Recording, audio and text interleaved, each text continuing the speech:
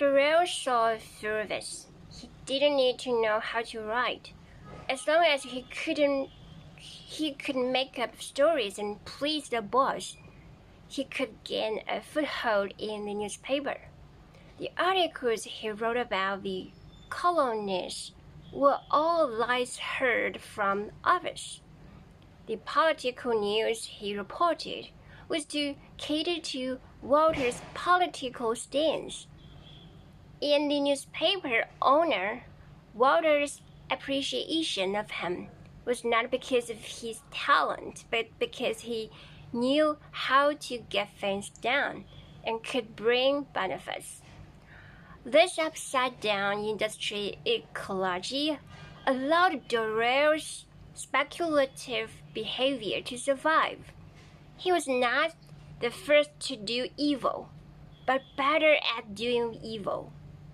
Second, the hypocrisy and indifference of the upper class accelerated Thoreau's moral decay. The upper class in the novel, seemingly glamorous, is actually full of deception and calculation. Walter, as the newspaper owner, made a fortune through speculation and was willing to manipulate public opinion for profit. Madame de Marie, seemingly dignified, was actually tired of marriage and eager to find excitement through extramarital affairs. Magdalene, seemingly independent, was always using marriage to achieve her own goals. When Thoreau first entered this circle, he might have had a trace of shame. For example, when he deceived Magdalene for the first time, he felt a burst of unease. But when he found that people in this article were all doing evil but living decent lives, his shame was gradually replaced by ambition. He realized morality is a rule made for the poor. People in the upper class only need to be beautiful and rich. Thus, he completely gave up his adherence to morality and began to treat others as they treat us, using their hypocrisy to deal with their hypocrisy, using their calculations to deal with their calculations. In the end, he was not eliminated by this circle, but became a new noble in this circle, which precisely confirms the pathology of society at that time. The more despicable a person is, the easier it is to succeed. Finally, the reality of class solidification forced Thoreau to choose extreme means. In France, at the end of the 19th century, class barriers were extremely strict. Aristocrats and the bourgeois monopolized most of the social resources, and it was always impossible for people at the bottom to move upwards. As an ex-soldier, Thoreau had no background and belonged to the bottom of society. He knew that if he followed the normal path, working hard, accumulating wealth, he would never get rid of poverty, let alone enter the upper class. Therefore, he chose to take a shortcut, using his beautiful appearance to attract upper-class women, using despicable means to steal others' labor achievements, and using marriage as a springboard for class promotion. This extreme means, seemingly a reflection of his greed, is actually a kind of resistance to class solidification. However, this resistance is distorted and pathological. And in the end, it not only failed to break the class barriers, but also made him an accomplice of class oppression. 3. The tragedy of Dorer's behavior, self-destruction under the expansion of desire. Dorer finally succeeded.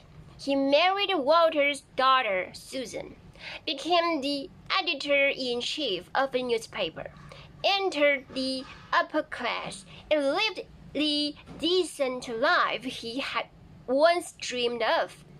But this success is full of tragedy. In the process of pursuing fame and fortune, he completely lost himself and became a puppet of desire.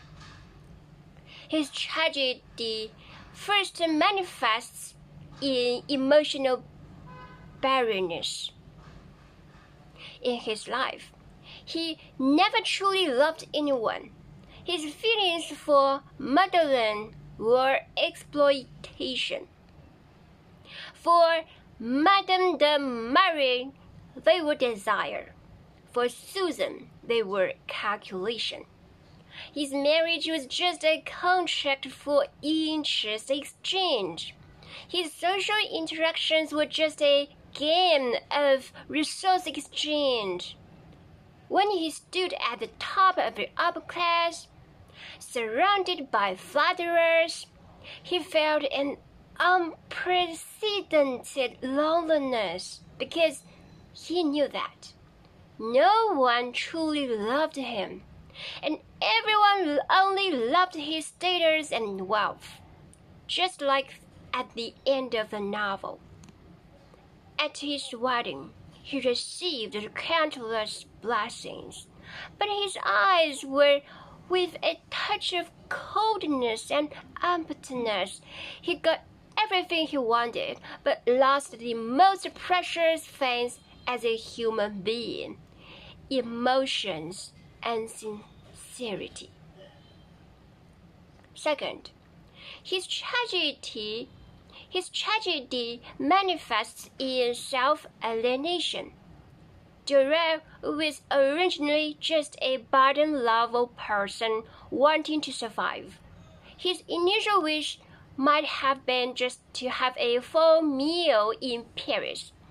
But when he tasted the sweetness of fame and fortune for the first time, desire swallowed him like a flood. He was no longer satisfied with having a job, but wanted a higher position. No longer satisfied with marrying a rich wife, but wanted to control the entire newspaper. No longer satisfied with entering the upper class, but wanted to become the core of the upper class. To realize these desires, he kept disguising himself. In front of the boss, he was a loyal subordinate. In front of women, he was a gentle lover. In front of subordinates, he was a dignified superior. Over time, he forgot his original self and became a soulless body.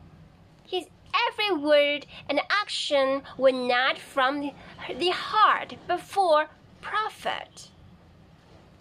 This self-alienation is more terrible than poverty. Although he got rid of material poverty, he fell into a spiritual desperation. Finally, his tragedy is a microcosm of the entire era. Dorer's success is not his personal victory, but a proof of the distortion of values in society at that time.